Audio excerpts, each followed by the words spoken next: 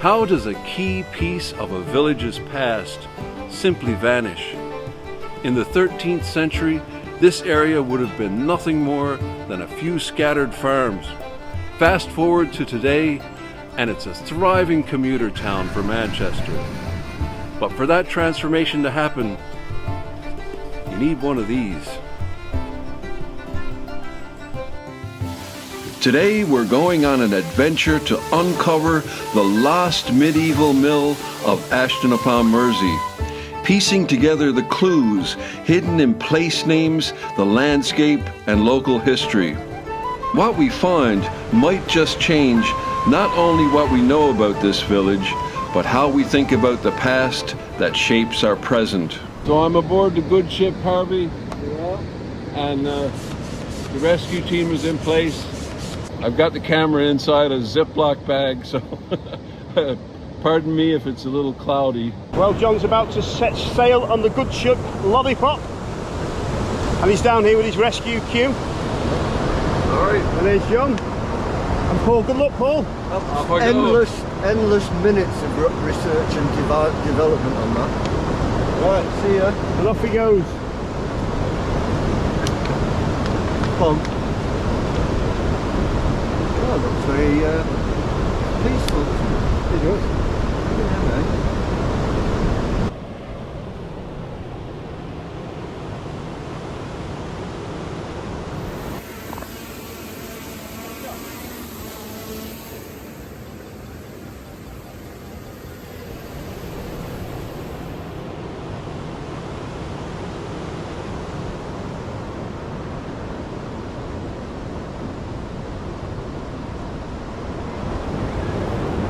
Well, we can see Paul down there, a tiny little dot in orange on the horizon, is now approaching where the mill site is now. So there's a few timbers down there that show it, and ironically enough, this bridge that was built to cross over from Ashton on Mersey to Flixton.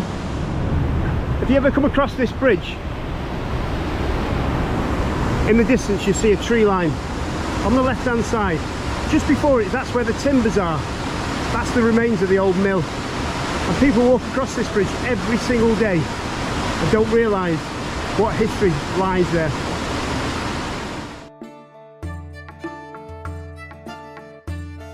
This humble structure was the beating heart of village life, grinding grain, fueling trade, and turning a few farms into a real community.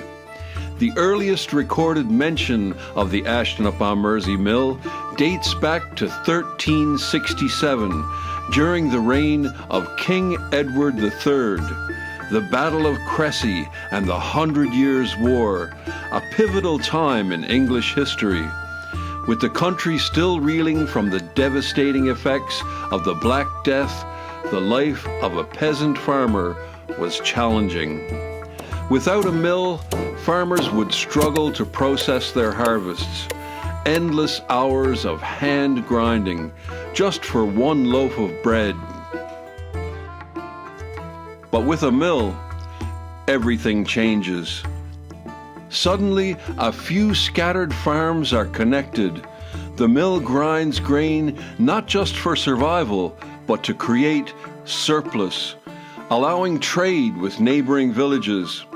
This is where the division of labor starts, and you start to get specialized trades like millers. You could call a millstone the cornerstone of a community. So we're anticipating the arrival imminently of Paul, and we're going to find out what he's actually managed to get some footage of. So he's making his way back up towards the rapids here, and he's making steady progress. lovely. I mean, we couldn't have actually picked a better day to actually go and do this. So the water's not as strong along the banks. So getting back to the island where we are now is he'll do it with ease. Keep it straight, Paul. Welcome back, sir.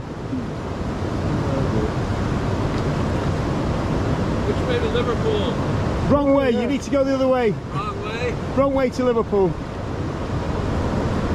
Anyway, we're going to... what did you manage to see there, Paul? I know you're going to be showing the footage a little bit later on in the video, but did you manage to get to see what you wanted to see? Yeah, I saw the millstone, but I couldn't find the bearing stone. Yeah. But yeah, it's good. Fantastic. Well, it's hard to get footage and paddle and stay in one place at the same time. Yeah. Well, that's why you had your safety team back here now. Yeah. But no, that's brilliant that we did that. You know, to comply with not breaking any trespass laws. Absolutely. We've done it the right and proper way. And in all fairness, you'll get better footage of being close up to it and the way you've done it. So well done. I think so. We're to the southwest of Manchester, in a town called Sale. Even though this is satellite imagery, it's a little deceiving. Sale is just a few miles from Manchester. Ashton upon Mersey. It's now part of Sale, but it's actually the much older part of this area. St. Martin's Church. Just a short distance away is our little footbridge where we launched our kayak. And just downstream is the location of Ashton upon Mersey's medieval mill. So here we are, John. Says it was the old mill here. There's a clue. There is a clue. Yeah, so it's a very poignant thing in the story because we know the older mill is down by the River Mersey. So what do you remember about this place? Grew up here basically. Yeah. Falling in the river and getting sticklebacks out of Sinky Ditch, which is actually called Stromford Brook. Yeah. That's posh, isn't it? Yeah, it is. It is. Always down here. Let's have a little wander down there. Down the main strip here. Okay, boss. See the size of this, John? I bet there was two of these, one on either side. I'm trying to find the other one. The other one's actually gone. It's quite a substantial stone, so this would have been quite a substantial gate that sat on there. Yep. It's now the entrance to Ashton on Mersey Golf Course, so this would have been quite a substantial gate that sat on there. Yep. So as I remember, John, I used to see the horses' heads pop out of here, and I used to pat them. So they call this the old mill. So if corn or any goods were passed, it would have gone up that. So if you look at the modern house here, it emulates. So I would have said that had to have kept its original feature. And if anyone has any additional information about the mill site here, that'd be great. And if you could put that at the bottom of the comments section, that'd be brilliant. But here's the mystery. There's no evidence that a mill ever existed here. No ruins, no records, nothing. It seems this place just adopted this quaint name. But there are clues in place names. So how does something so vital just disappear from history? How can the very foundation of a village's life be forgotten? So how did you find the mill, John? Well, like a lot of other anglers around that time, I think it was about 1995. We used to fish just downstream of Ashton Weir, and there was this thing sticking out into the river. It's a good point to do, like a jetty if you like, to fish off. Just one day I was fishing off it, I thought, what is this thing, so I got one of my bank sticks out, rod rest thing, and I was poking and prodding around at it, and all this grass growing off it and all that, and then pulled this big clod out. There was a big, it's like socket in this big timber I'd sort of found. It's about 300 mil square, this thing. I thought, what the hell is this? I was looking, digging away, and I found something else, and then I was just looking around. I thought, what's that in the water there? And I could see this round thing, obviously millstone. It's about 2/3 of it, I think there is.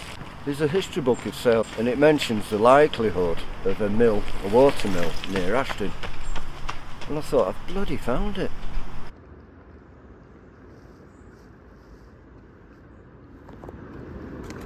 So the site has degraded quite a bit from the survey.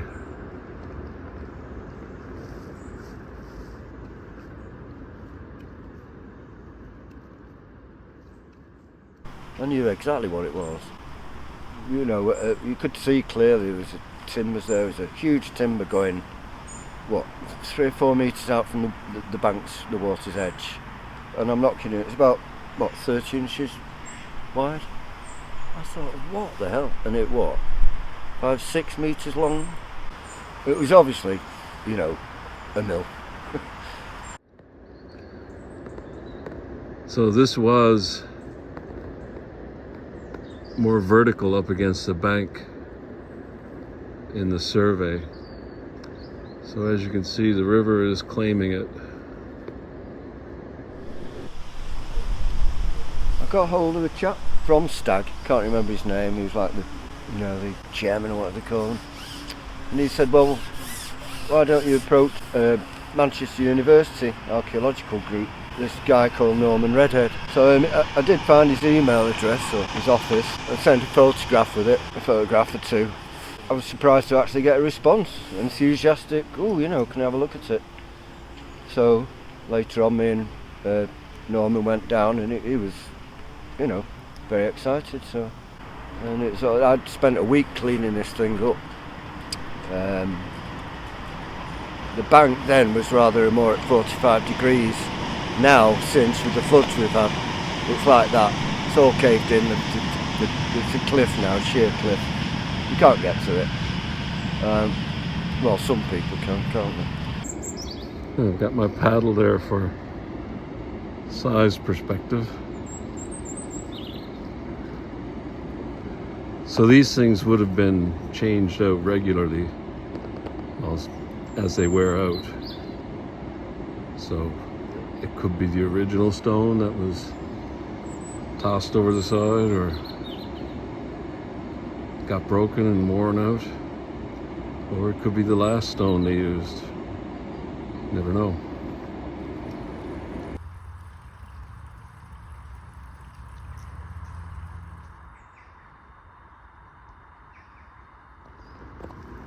So this timber here is absolutely massive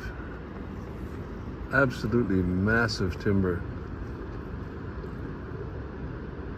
and the water's a little bit higher here now, I think, than when we did the drone, and it's quite long and quite big on the in its diameter. A few more over that way. One of the things we did notice, we could only see 3 of the corner verticals of the building, but the top of them was clearly, distinctly black, and it was burnt. So obviously the mill, like a lot of mills did then, it burnt down. You know, so that's one thing we did spot, which is quite poignant in a way, you know, like all these years later. How old was it, Paul? 600 odd? You know, but all these years later, there was that obviously sign of absolute horror, you know, when it went up. So great excitement, and ended up later on doing an archaeological survey with Welsh guy John Roberts. You know, I was there with a huge graph paper doing all the sort of a line drawing of it from the median line, and quite baffling, but I did all right. Got that down, that's on the report. And that was about 2.5, nearly 3 days there we were. The water level was up a bit actually at the time, so we couldn't see some of the other timbers in the water. And that's it, the report was done, and fantastic. And that's it. Nothing's done since. Just had a bite then, Paul. Apparently it was of national importance, Norman Redhead said. As far as my way of thinking is that as far as the archaeological group society concerned, it's job done, it's been logged and it's recorded, but that's it. You know, nothing else can be done about it. So every so often I kind of get angry about it and thinking, well, Sale hasn't got much history, but this is something that should be important, if only to Sale really, you know, somehow to record it. So my dream has always been to have well, the millstone, which is still there, visible. With effort, you can see it. You know, perhaps get that in the Sale Waterside Centre with a, you know, a plaque there explaining its history and, you know, and all that. And as you quite rightly said, Paul, if there isn't a mill, there's no food, so there's no town. So Sale wouldn't have existed, or at least Ashton on Mersey, would it? And you know, it's pretty wild to think that, well, the timber is dated 1488, so it's at least that old. Timber was felled in 1488. It's been here a long, long time. All of this is going to be reclaimed by the river eventually. And it's a shame that we can't rescue this stone. It's on private property. And that's another story. It's amazing to me that in this country, an individual can own the bottom of a river or a lake. It's not the case in most of the world. I hope this isn't the end of the story, but the mill site has not been listed and it has no protection. And it certainly doesn't have any protection from the River Mersey. As you've seen, the site has degraded quite a bit from the archaeologist survey. When John first approached me with this story, we had visions of rescuing the millstone and putting it on display somewhere in town. It is, after all, the cornerstone of Sale and Ashton upon Mersey. Rick and I approached the landowners. They effectively own the mill site and everything on it. Unfortunately, they were not interested in anything we had to say, and they have no interest in the site being preserved in any way. Hopefully, this is not another piece of history that just gets lost. I would hope that if anyone who's seen this, who knew the landowners, would let them see sense, because how far has this stone moved since? You know, if anyone knows the landowners, and if they would agree for this stone to be moved to public display. Yep, anywhere really. That would be your ultimate goal, wouldn't it? Oh yeah, yeah. Well, it's supposed to be important, isn't it? Oh, it's massively important. Yeah. Well, that Norman Redhead's the top guy, you know, in Manchester, and he said he'd never seen a timber-built corn mill in the northwest. There's so much more to this story that I haven't included here. After numerous attempts at trying to get permission to go onto this land, the permission was denied. So that's why we use the kayak today, to make sure we comply with any trespass laws and never entered the land at all. So I wouldn't encourage anyone to come across here and trespass on this land without permission. So we're always trying to find out why this weir was put here, John. I was just looking at the landscape across there, and I was looking at the old maps, and that's where the river used to turn, and it ran all the way up to near where the M60 roundabout is, and came back somewhere just past the weir here. What do you know about it?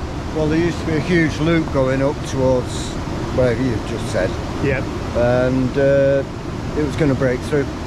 They could have created a tsunami at Flixton, you know. Yeah. No great loss really, but, you know. But, so what they did, they're constructing this in '62.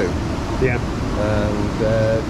And they kind of, there's a lot of thought goes into river levels and flows and all that, and they have to try and maintain the flow down here, the same as it used to be before that huge thing was carefully eliminated by building this. As we said years ago, you know, natural rainfall would just fall onto land, and then it would slowly seep itself into river systems like this. Yeah. Now that we're building more and more on these lands, it's falling onto concrete, and this water is now going straight into the river systems, and we wonder why we get sudden flash floods.